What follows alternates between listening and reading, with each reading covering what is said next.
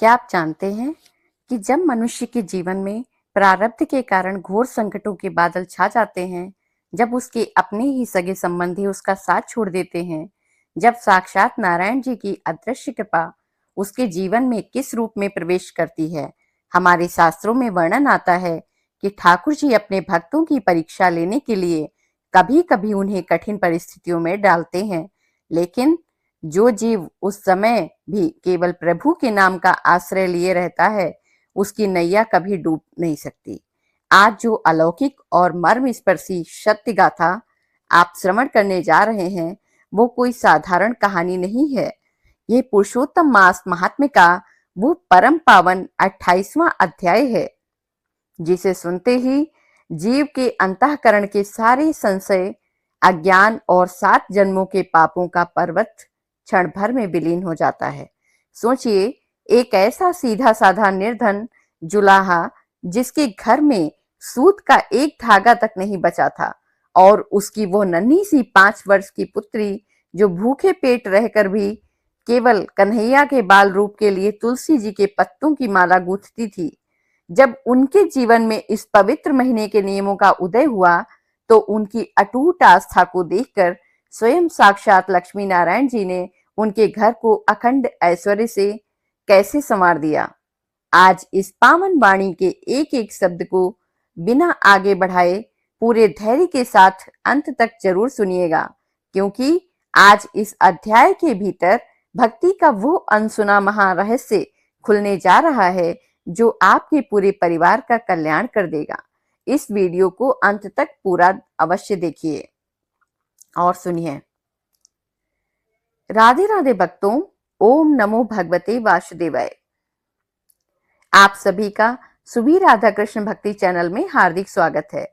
समस्त सनातन धर्मी श्रोताओं, मेरे प्रिय भक्तों, आदरणीय वैष्णव भक्तों और ठाकुर जी के श्री चरणों में अटूट प्रीति रखने वाले हमारे इस भक्ति परिवार के सभी सौभाग्यशाली सदस्यों का हृदय की असीम गहराइयों से कोटि कोटि वंदन और अभिनंदन है। इस घनघोर कलयुग के भाग दौड़ भरी जिंदगी में, जहां हर मनुष्य चिंताओं, प्रपंचों और मानसिक तनावों से घिरा हुआ है, आपका अपने अत्यंत व्यस्त और कीमती समय में से कुछ क्षण निकालकर इस चैनल, इस अमर कथा की शरण में आना, ये अकाट्य प्रमाण है कि साक्षात राधा माधव की कृपा, असीम अनुकंपा का उदय आपके ऊपर हो चुका है। आज हम पंचांग और शास्त्रों की शुद्ध मर्यादा का निर्वहन करते हुए पुरुषोत्तम मास महात्म्य के परम पावन 28वें अध्याय की अलौकिक गंगा में डुबकी लगाने जा रहे हैं। हमारा यह निस्वार्थ प्रयास आपकी आत्मा को अपूर्व शांति देने, लौकिक जीवन को समृद्धि से और पारलौकिक जीवन को मोक्ष से संवारने के लिए है। आइए अपने चंचल मन को शांत करें, संसार की समस्त चिंताओं को क्षण भर के लिए विस्मृत करें, प्रभु के चरणों में अपना ध्यान लगाएं और इस अलौकिक यात्रा पर चलने से पूर्व मंगलाचरण और नारायण जी की स्तुति की ओर अग्रसर हो। नारायणं नमस्कृत्य नरं चैव नरोत्तमं देवीं सरस्वतीं व्यासं ततो जयमुदीरयेत्। श्रीमद् भगवद गीता और समस्त पुराणों के आदि में गूंजने वाले इस महामंत्र का अर्थ अत्यंत गूढ़ और ब्रह्मांडीय चेतना से ओतप्रोत है। इस मंत्र के माध्यम से हम सर्वप्रथम संपूर्ण चराचर ब्रह्मांड के आदि पुरुष, जगत के पालनहार, घट घट के वासी साक्षात भगवान नारायण जी के श्री चरणों में साष्टांग दंडवत प्रणाम निवेदित करते हैं। तत्पश्चात नारायण जी के ही अंशावतार मानव देह में सर्वश्रेष्ठ मर्यादा के प्रतीक, तपस्या और ज्ञान के साक्षात विग्रह नर नारायण देव को बारंबार नमन करते हैं। इसके उपरांत हम अज्ञान के घोर अंधकार का समूल नाश करने वाली, बुद्धि को सात्विक मार्ग पर प्रेरित करने वाली वीणा वादिनी, वाणी की अधिष्ठात्री, परम पवित्र माँ भगवती सरस्वती जी के चरणों में श्रद्धा सुमन अर्पित करते हैं और अंत में जिन्होंने अपनी अलौकिक दृष्टि से वेदों का वर्गीकरण किया और इन परम पावन पुराणों रूपी कल्प वृक्ष को मानव जाति को सौंपा, उन साक्षात ईश्वर स्वरूप महर्षि वेदव्यास जी महाराज के चरणों में अपना शीश झुकाते हैं। इन समस्त दैवीय सत्ताओं की वंदना और आशीष प्राप्त करने के पश्चात ही हम उस सनातन विजय, उस दिव्य इतिहास और मोक्षदायिनी कथा का गान आरंभ करते हैं, जो संसारी जीव को इस दुस्तर भवसागर से अनायास ही पार लगा देती है। कृष्णादरिते गति अन्यान में अस्ति, कृष्णं नमस्यामि सदा आत्मसंस्थम। तुमेव माता च पिता तुमेव, तुमेव बंधुश्च सखा तुमेव, तुमेव विद्या द्रविणं तुमेव, तुमेव सर्वं मम देव देवम।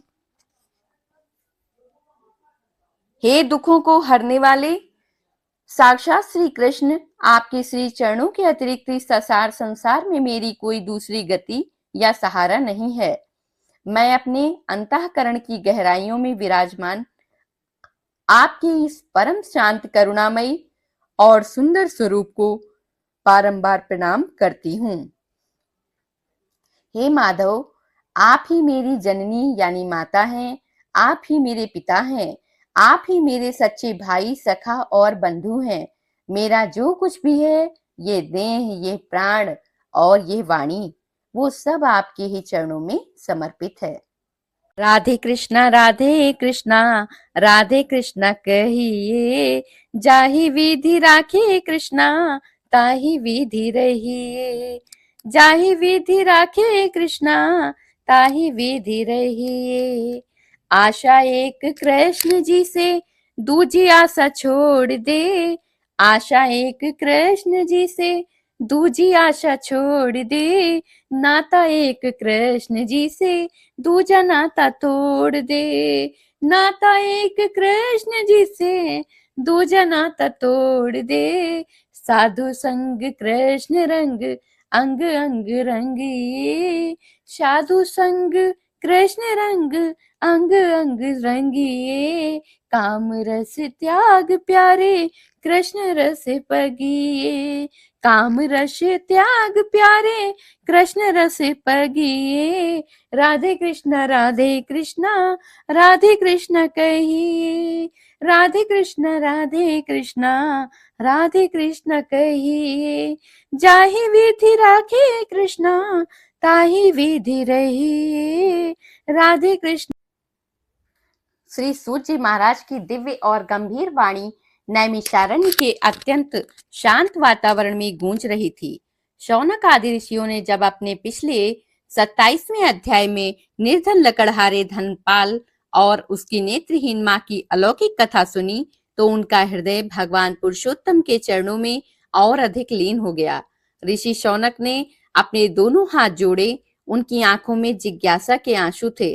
उन्होंने व्यासपीठ की मर्यादा के अनुसार श्री सूत जी से विनीत स्वर में कहा, हे महाभाग, आपकी अमृतमयी वाणी को सुनते सुनते हमारा अंतःकरण रस से सराबोर हो गया है। उस लकड़हारे की निष्काम सेवा और उसकी मां के वात्सल्य भाव ने तो साक्षात नारायण जी को भी कल्प वृक्ष सहित पृथ्वी पर आने के लिए विवश कर दिया। कृपा करके हमें यह बताइए कि इस पावन पुरुषोत्तम मास के 28वें अध्याय का क्या विधान है। इतिहास में किस सीधे साधे भक्त ने इस अध्याय के प्रभाव से अपने जीवन को धन्य किया। हे कृपा निधान, मानव जाति के कल्याण के लिए इस अलौकिक वृत्तांत को पूरे विस्तार से सुनाइए। श्री सूत जी महाराज मंद मंद मुस्कुराए, उनका मुखमंडल करुणा से भर गया। उन्होंने गंभीर वाणी में कहा, हे ऋषियों, तुमने संपूर्ण संसार के कल्याण के लिए अत्यंत सुंदर प्रश्न किया है। सुनो, द्वापर युग में जब धर्मराज युधिष्ठिर ने भगवान श्री कृष्ण जी से यही प्रश्न पूछा था, तब साक्षात गोलोक बिहारी ने उन्हें जो इतिहास सुनाया था, मैं वही वृत्तांत तुम्हें सुनाता हूँ। महर्षि वाल्मीकि जी ने राजा दृढ़धर्मा को जो दिव्य ज्ञान दिया, अब तुम सब उसे अत्यंत एकाग्रचित्त होकर सुनो। श्री सूत जी महाराज कहते हैं, महर्षि वाल्मीकि जी ने राजा दर्धनवा को संबोधित करते हुए कहा, हे राजन, इस 28वें अध्याय की महिमा अत्यंत विलक्षण है। पुरुषोत्तम मास में मनुष्य को अपने कर्मों में पूरी तरह ईमानदारी और सात्विकता रखनी चाहिए। जो मनुष्य बिना किसी छल कपट के अपनी न्याय की कमाई से प्रभु की भक्ति करता है, नारायण स्वयं उसके जीवन के सारे कष्टों का हरण कर लेते हैं। चलो तुम्हें इस विषय में एक अत्यंत प्राचीन और सुंदर इतिहास सुनाता हूँ। महर्षि बोले, प्राचीन समय में अवंतिका नगरी के समीप देवदास नाम का एक अत्यंत निर्धन जुलाहा रहता था। वो दिन भर सूत काटता, कपड़ा बुनता और उसे बाजार में बेचकर जो थोड़ा सा धन मिलता उसी से अपना जीवन चलाता था। देवदास भले ही निर्धन था, लेकिन उसकी निष्ठा अडिग थी। कपड़ा बुनते समय उसका हाथ करघे पर चलता था, लेकिन उसका मन साक्षात गोविंद भगवान के चरणों में लगा रहता था। वो हर धागे को बुनते समय ओम नमो भगवते वासुदेवाय का जाप किया करता था। एक बार जब पुरुषोत्तम मास का पावन महीना आया तो देवदास ने संकल्प लिया कि वो इस पूरे महीने अन्न का परित्याग करके केवल जल और फल पर ही रहेगा और रोज शाम को भगवान के मंदिर में घी का एक दीप दान करेगा। लेकिन विधाता की परीक्षा देखिए, उस महीने के शुरू होते ही अवंतिका नगरी में भयंकर अकाल पड़ गया। लोगों ने कपड़े खरीदना बंद कर दिया। देवदास का व्यापार पूरी तरह ठप हो गया। घर में खाने के लिए अन्न का एक दाना नहीं बचा और दीप जलाने के लिए घी तो दूर, तेल तक की व्यवस्था नहीं हो पा रही थी। ऐसी विकट परिस्थितियों में भी देवदास ने हिम्मत नहीं हारी। उसने अश्रुपूर्ण नेत्रों से भगवान के सामने हाथ जोड़े और कहा, हे ठाकुर जी, मेरे पास भले ही दीप जलाने के लिए घी नहीं है, लेकिन मैं अपने इस हृदय के विश्वास का दीपक आपके चरणों में सदा प्रज्वलित रखूंगा। मेरी इस मानसिक सेवा को स्वीकार करें। देवदास ने पूरे महीने भूखे पेट रहकर भी अपने पुरुषोत्तम व्रत के नियमों को खंडित नहीं होने दिया। महर्षि वाल्मीकि जी कहते हैं, हे राजन, देवदास की एक छोटी सी 5 वर्ष की पुत्री थी जिसका नाम था राधा। वो नन्ही बालिका अत्यंत सुकोमल और सीधे स्वभाव की थी। वो जब अपने पिता को भूख से व्याकुल और प्रभु के ध्यान में लीन देखती तो उसका छोटा सा मन भी तड़प उठता था। एक दिन मंदिर के अभिमानी और संकीर्ण सोच वाले पुजारी जी ने देखा कि एक फटेहाल निर्धन जुलाहे की छोटी बच्ची ठाकुर जी को साधारण पत्तों की माला पहना रही है। पुजारी जी ने गर्व में आकर कहा, अरे ओ लड़की, हट यहाँ से। हमारे ठाकुर जी सोने और हीरों के आभूषण पहनते हैं, इन पर ये साधारण पत्ते मत चढ़ा। ऐसा कहकर पुजारी जी ने वो तुलसी की माला निकालकर बाहर मिट्टी में फेंक दी। नन्ही राधा का हृदय टूट गया। वो रोती हुई मंदिर की सीढ़ियों पर बैठ गई। उसने रोते हुए कहा, हे साक्षात कन्हैया, मेरे पिता के पास तो आपको सोने की माला देने के लिए धन नहीं है। मैंने तो पूरे प्यार से ये तुलसी माला बनाई थी। क्या आप इसे स्वीकार नहीं करोगे लाला? उस नन्ही सी बालिका की करुण पुकार साक्षात बैकुंठ धाम में शेषनाग की सैया पर विराजमान भगवान श्री हरि विष्णु जी के हृदय को बींध रही थी। श्री सूत जी महाराज कहते हैं, महर्षि वाल्मीकि ने राजा दर्धनवा से कहा, हे राजन, जब पुरुषोत्तम मास की अमावस्या तिथि आई, यानी व्रत का अंतिम दिन था, तब एक अलौकिक कौतुक घटा। पुजारी ने सुबह जैसे ही मंदिर के कपाट खोले, वो आश्चर्यचकित रह गया।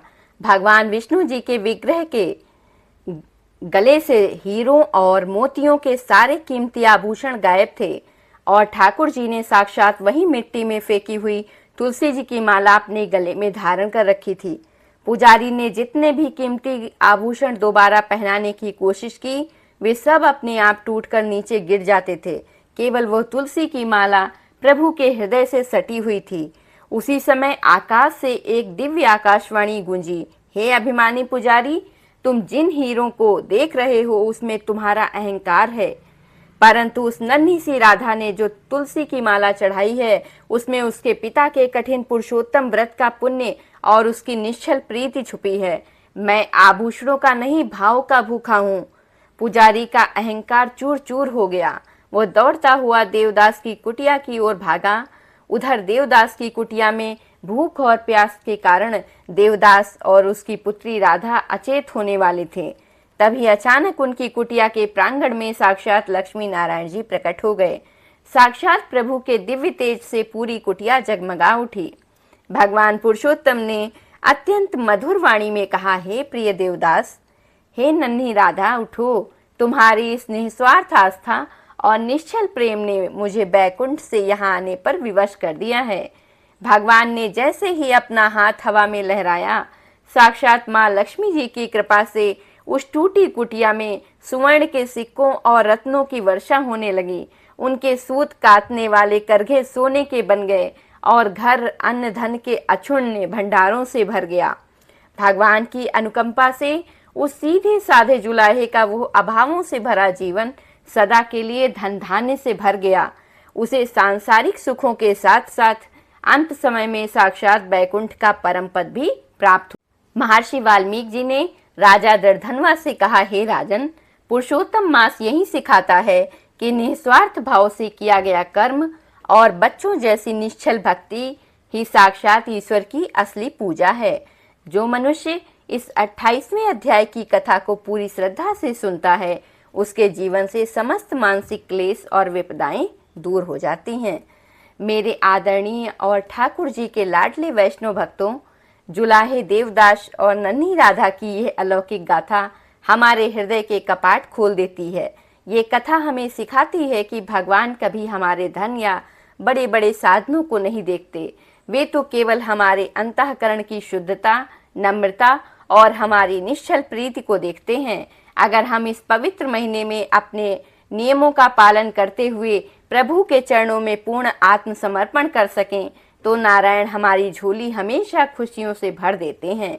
यदि आज की यह नवीन और शब्द प्रधान और मर्म स्पर्शी कथा आपके हृदय की गहराइयों तक उतरी हो, यदि ठाकुर जी की यह अद्भुत लीला सुनकर आपके मन में भी भक्ति का नया रस जागा हो, तो इस पावन सनातन विचार को आगे बढ़ाने के लिए हमारे इस भक्ति परिवार से इसी क्षण जुड़ जाइए।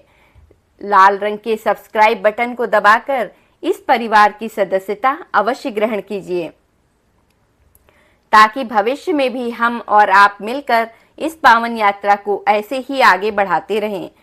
इस कथा के अमूल्य पुण्य को केवल स्वयं तक सीमित मत रखिएगा, इसे अपने मित्रों, परिवारजनों और स्नेहियों के साथ अवश्य शेयर कीजिएगा, क्योंकि इस पुरुषोत्तम मास में इस पवित्र कथा के सुंदर भाव दूसरों तक पहुंचाना भी अत्यंत कल्याणकारी माना गया है। और कमेंट बॉक्स को खाली मत छोड़िएगा, वहां अपनी आत्मा के संपूर्ण भाव को उड़ेलते हुए पूरे आदर से लिखिए, जय श्री कृष्ण, राधे राधे, हर हर महादेव। प्रभु की असीम अनुकंपा आप सभी भक्तों पर सदा बनी रहे। कल हम फिर मिलेंगे इसी चैनल पर अगले अध्याय की एक और अत्यंत गोपनीय, गंभीर और मोक्षदायिनी कथा के साथ, जो आपके जीवन को सकारात्मकता से भर देगी। तब तक के लिए राधा माधव के चरणों में लीन रहिए, मुस्कुराते रहिए और अपने दिन की अत्यंत सुंदर शुरुआत कीजिए। जय श्री कृष्ण, राधे राधे, हर हर महादेव।